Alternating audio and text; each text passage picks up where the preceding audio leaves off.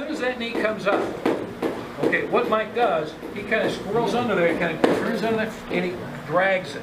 Okay? Now that's the key, that's the actual drag itself. Okay, we're going to work what's called the Russian drag. It's a whole series of moves we've got, and I first saw the Russian guy do it, so that's why I call it the Russian drag.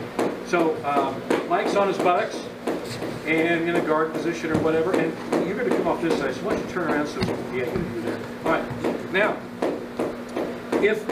if he stays low, it kind of depends on what Eric does, okay?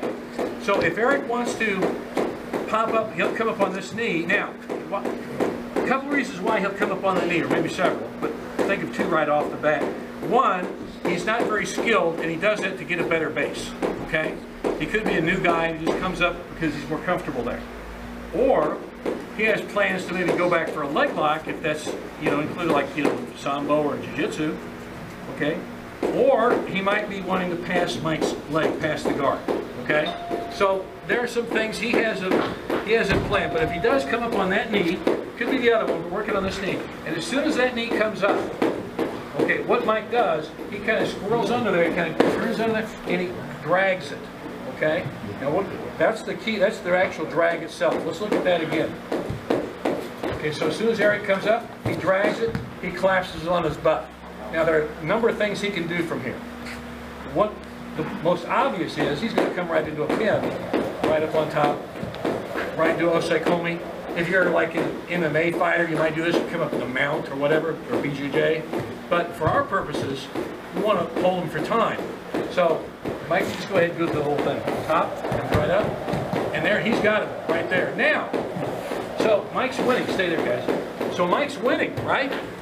Now, depending, like Eric was saying, come on, just a second. It depends on if Mike doesn't get that pin real quickly, that vertical Tateshi-ho, he might be pushing against him. Just push up against the shoulder, yeah. So he might be pushing away.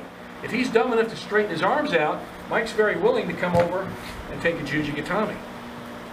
So, if you get a quick submission that way. So let's look at that series. Let's do that where you come up and kind of push him away. Okay. Pops up, drags him, comes up, and he pushes away, spins right into Juji. Okay? Now, we're going for the pin initially. The time hold, the osaikomi. But if he doesn't, if he pushes away, tries to avoid it, then, he gave you the arm lock, he gave you his arm, take it from him. So let's look at it one more time. Let's look at the pin, the osaikomi situation. He comes up, comes right up, covers him right, nice, Tateshi-ho, Gatami, right? All right?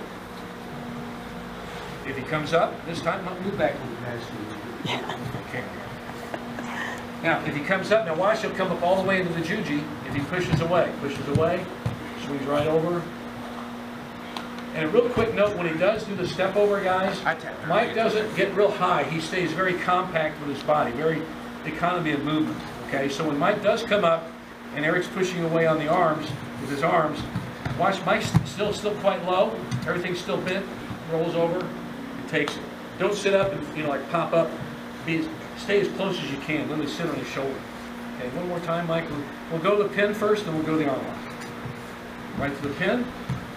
There's the other side. Learn that one first, okay? Then we can kick right over to the arm lock.